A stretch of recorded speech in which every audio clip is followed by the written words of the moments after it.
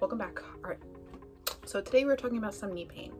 Okay, so I'm a physical therapist and I deal with a lot of knee pain, patellofemoral, arthritis, Baker's cyst, medial knee pain, all things like that. So I know I have a lot of lifters and athletes out there that have some knee pain and think that they just have to deal with it. Or you're wearing a brace and you think that's just going to take care of it. So disclaimer, I'm not really a big fan of bracing. I think it causes you to become more reliant on it, unless like you've had like a really significant surgery that really requires you to have that brace. So it's not always the case that you have to deal with the pain. Depending on the location of the pain, the severity of the pain, and how well you're able to modify the activities that you may be doing, you may be able to get rid of the pain. This is not a method to diagnose your injuries, so please see a medical doctor if you had a significant injury or this is something that's been bothering you for a while. You will not see a drastic improvement overnight. Sorry. I've suffered with knee pain in the past, so these exercises plus my tips have helped me to alleviate my pain without external bracing or medication, and I must say my workouts are pretty elite. Please refer to my 6 exercise tips while working out. You'll notice a lot of these exercises that I'm mentioning are hip stretches and exercises, and that's because your hips control the position of your knee in space, and any lack of mobility in your hip could impact your knee. First, we have the hip flexor stretch with the quad variation. So when you're doing this, I want you to extend through your hips and make sure you're not arching through your back, so kind of contract your core as you're doing this. Make sure there's something underneath your knee to avoid any excess knee compression, something like a pillow or anything like that. You should feel this in the front of your thigh and the front of your hip as well. Make sure you're not feeling any severe discomfort or pain while you're doing this. You should feel maybe a mild to moderate discomfort in the areas that I'm talking about and not in your knee. We don't want any knee pain while you're doing this. If you feel pain in your kneecap, you may want to modify what you're putting underneath your knee or do this second variation, which I'm going to show you.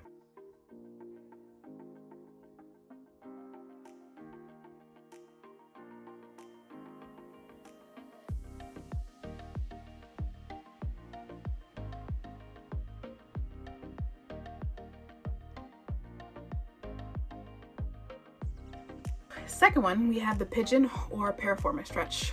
If you have a lot of mobility deficits, the pigeon pose may be a little bit difficult and you may want to try the piriformis stretch, which I'll show you after. You should feel this in your hip. Try to have your shoulders level as you're doing this, and this will really stretch out your hip and lower back. Should I move? Oh yeah. You want to work out too with me? My turn. Dog. Give me the chicken. Give me the chicken!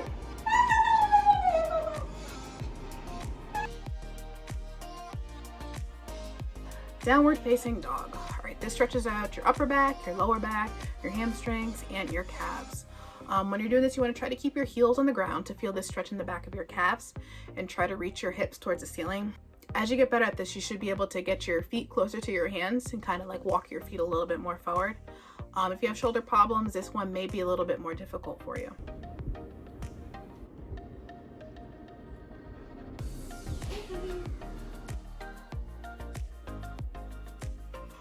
Okay, so for the first exercise, we're going to do hip abduction with your hip in slightly internal rotation.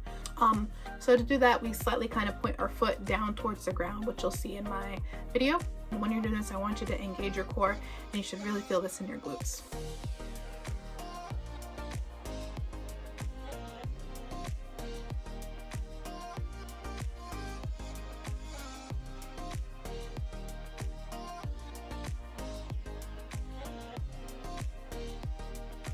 Lateral step down. So with my variation, mine's a little bit more difficult because I'm using a higher step. Obviously, if you're just starting out, I want you to use a lower step. I want you to keep your hip, knees, toes all in alignment. By doing this, you prevent excess knee valgus when you are lowering your body. There is a normal level of valgus, but too much valgus when you're doing any of these activities or your exercises could cause extra pain and cause injury. So while you're doing these exercises, I want you to try to actively externally rotate your knee.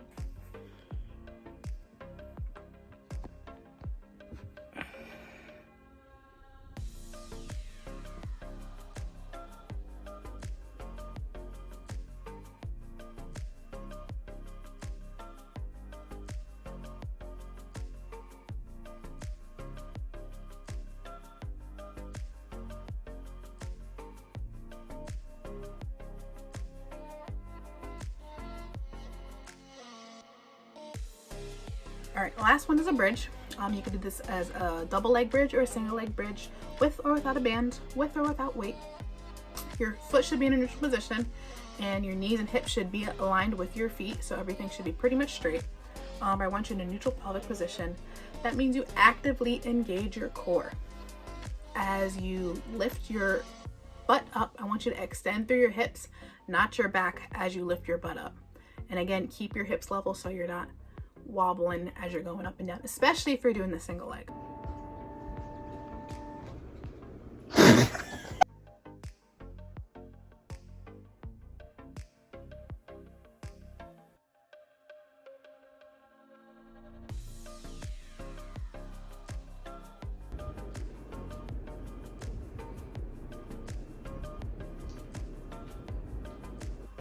So for the stretches, I recommend 30 seconds, 4 times for each of those stretches, 1 to 2 times a day if you're trying to get rid of some pain, 1 time a day for all the other exercises, or you could just throw these in there with your regular exercise regimen.